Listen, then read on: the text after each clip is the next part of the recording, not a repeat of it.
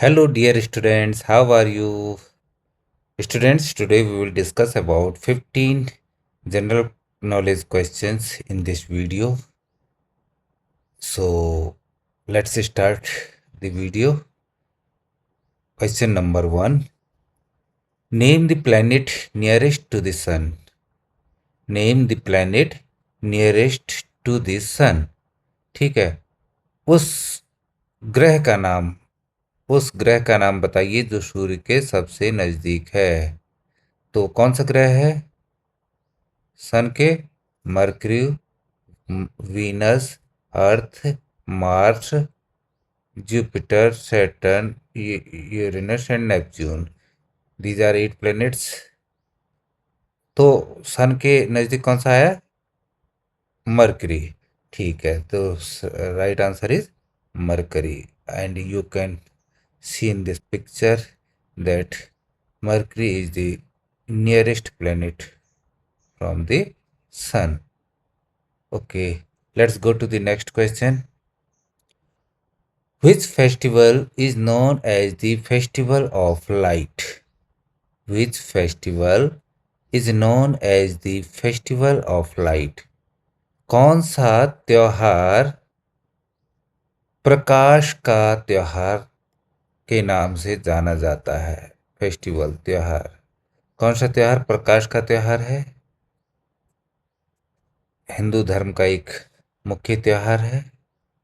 ठीक है, और इस टाइप से रंगोली बनती है। सो द राइट आंसर आपके सामने है। Yes, Diwali is the right answer. Next question. Name a bird that Lay's the largest eggs. उस पक्षी का नाम बताइए जिसके अंडे सबसे बड़े होते हैं, या जो सबसे बड़े अंडे देती है। तो कौन देता है? तो लार्जेस्ट बर्ड होगी तो अंडे भी बड़े ही होंगे ना। तो ये बर्ड होती है ऑस्ट्रिच। कौन? Ostrich. And you can see an ostrich in this photo, in this picture. इतनी बड़ी होती है ऑस्ट्रिच, बड़ी लंबी टांगें होती हैं इसकी। ठीक है, तो चलते हैं नेक्स्ट क्वेश्चन की ओर। Which is the national aquatic animal of India? Which is the national aquatic animal of India? कौन सा जीव भारत का कौन सा जीव भारत का जलीय जीव है ना। तो भारत का जलीय जीव, राष्ट्रीय जलीय जीव जो है, किसे कहा जाता है बच्चों? किसे कहा जाता है? डॉल्फिन को कहा जाता है। किसे? Dolphin.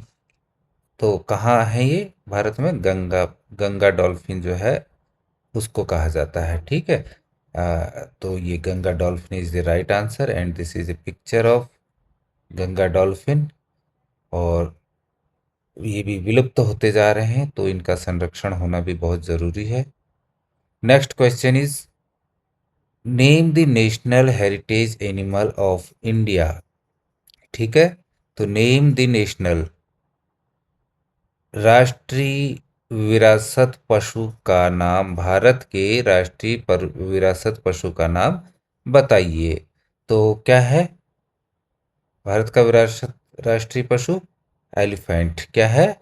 Elephant is the right answer and this is a picture of an elephant.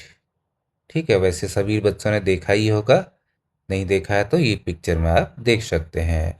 वैसे क्लास नर्सरी से ही स्टार्ट करते थे। E for elephant and this is an elephant. Okay, let's go to the next question. Question number 6 is which is the tallest mountain in the world?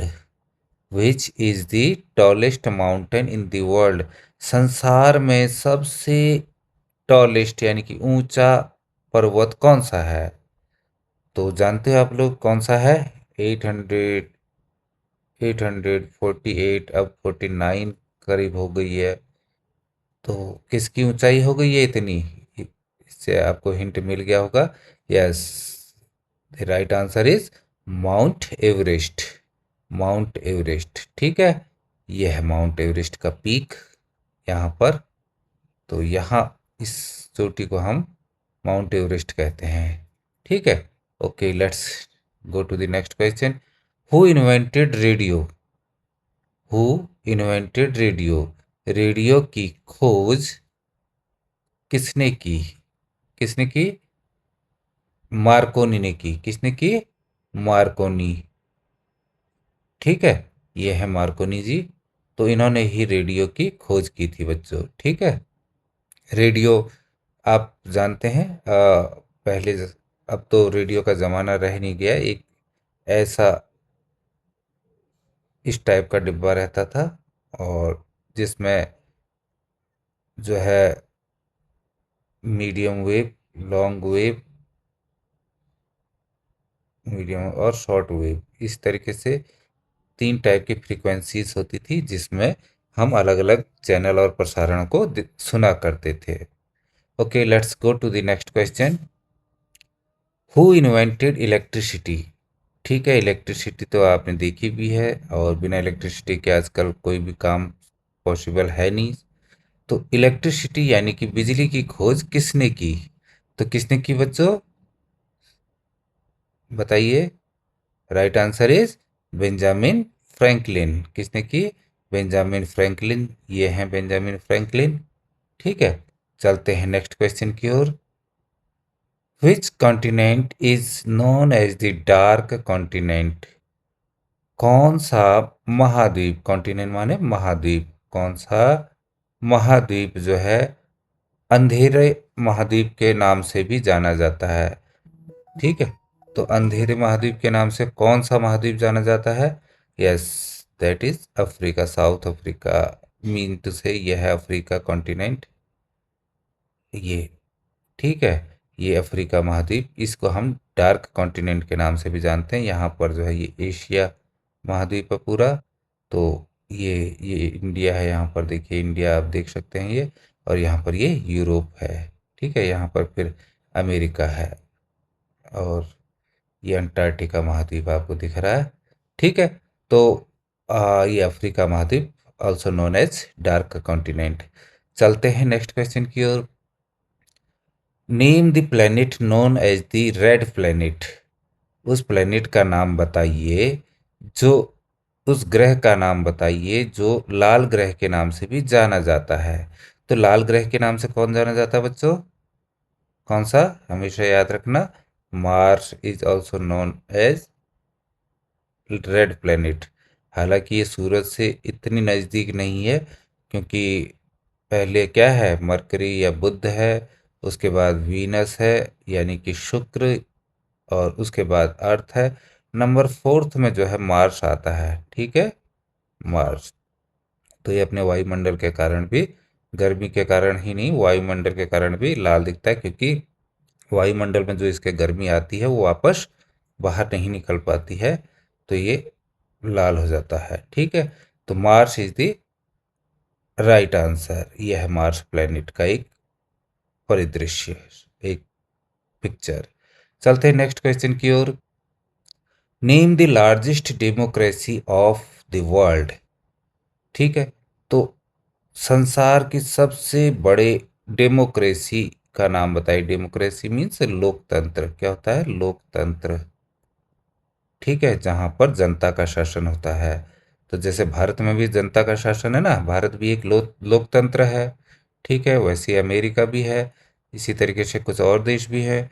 तो जो है संसार का सबसे बड़ा लोकतंत्र कौन सा है? Yes, absolutely, our India is the largest democracy of the world. ठीक है, ये है हमारा इंडिया। यहाँ पूरे ग्लोब का एक ये ग्लोब दिखाया गया है, और एशिया महाद्वीप जैसा मैंने अभी बताया था, इस एशिया महाद्वीप में हमारा देश स्थित है। ठीक है, और ये ऑस्ट्रेलिया महाद्वीप दिख रहा है आपको यहाँ पर। चलते हैं नेक्स्ट क्वेश्चन की ओर। Which is the smallest bone in the human body? इंसान के शरीर में सबसे छोटी हड्डी कौन सी है? Smallest bone. ठीक है, तो सबसे बड़ी हड्डी कौन सी है? फीमर है। कौन सी हड्डी है सबसे बड़ी? फीमर है। और सबसे छोटी हड्डी कान की हड्डी होती है। कौन सी? कान की हड्डी। क्या नाम होता है उसका? स्टेप्स है, क्या नाम है? स्टेप्स। ठीक है, तो ये ध्यान रखना बच्चों। So right answer is stapes. Ear bone देखो लिखा है, ये है यहाँ पर इसके हड्डियों के नाम। 3 हड्डियां होती है कान में, मेलस, इनकस एंड स्टेप्स। ठीक है, तो ये स्टेप्स जो है यहाँ पर दिख रही है आपको, ये बस इतनी छोटी हड्डी होती है ये। बाकी यहाँ पर आपका एयर ड्रम है जिससे आपको सुनाई देता है। ठीक है, आवाज़ यहीं टकराती है। ओके, चलते हैं नेक्स्ट क्वेश्चन की ओर। Name the country known as the land of the rising sun. उस देश का नाम बताइए जिसे जो है उगते सूरज की भूमि के नाम से जाना जाता है। Land of the rising sun, उगता सूरज की भूमि। यस, वो क्या है? Japan. Japan is also known as the rising land of rising, क्या है? Land of the rising sun. ठीक है, land of the rising sun. Okay, next question चलते हैं। How many millimetres are there in a centimetres? एक millimetre, how many millimetres, कितने millimetre होते हैं? Are there in a centimetre, एक centimetre में कितने मिलीमीटर होते हैं? ठीक है, तो आपने स्केल में कई बार देखा होगा कि जो है यहाँ पर ऐसे बने होते हैं, 2 3 4 5 6 7 8 9, उसके बाद यहाँ लिख दिया जाता है 1। ठीक है, उसी तरह फिर वो 1 2 3 4 5 6 7 8 9, फिर यहाँ लिख दिया जाता है 2। तो ये क्या है? 1 मिलीमीटर में 1 सेंटीमीटर में कितने मिलीमीटर होते हैं? 10। ये दे आपके सामने है 10। यहाँ से आप गिनना स्टार्ट करेंगे तो ये 5 है यहाँ पर, फिर 6 7 8 9 एंड इज 10। तो जहाँ पर 10 है वहीं पर जो है 1 सेंटीमीटर हो जाता है ये यहाँ 2 सेंटीमीटर, ये देखो 3 सेंटीमीटर ना। तो ये हो गया। And now the last and final question of this video. Name the hardest substance available on earth. Name the hardest substance available on the earth. पृथ्वी पर उपलब्ध सबसे कठोर पदार्थ। पृथ्वी पर उपलब्ध सबसे कठोर पदार्थ का नाम बताइए। तो सबसे कठोर पदार्थ कौन सा है पृथ्वी पर उपलब्ध? अब तक उससे जानकारी के अनुसार उससे कठोर कोई नहीं है और बहुत महंगा है। ठीक है, तो क्या है? ज्वेलरी में यूज होता है, क्या है वो? यस, डायमंड, हीरा। कौन सा है? हीरा। हीरा जो है सबसे कठोर पदार्थ है धरती पर। ठीक है बच्चों, बहुत ही मजबूत होता है। ज़मीन के नीचे बहुत ज़्यादा हाई टेम्परेचर पर ये तैयार हो पाता है। तो ये आज का वीडियो था, और जिन बच्चों ने अभी तक सब्सक्राइब नहीं किया प्लीज़ वीडियो को सब्सक्राइब कीजिएगा। मिलते हैं अगली वीडियो में। Thank you, bye bye.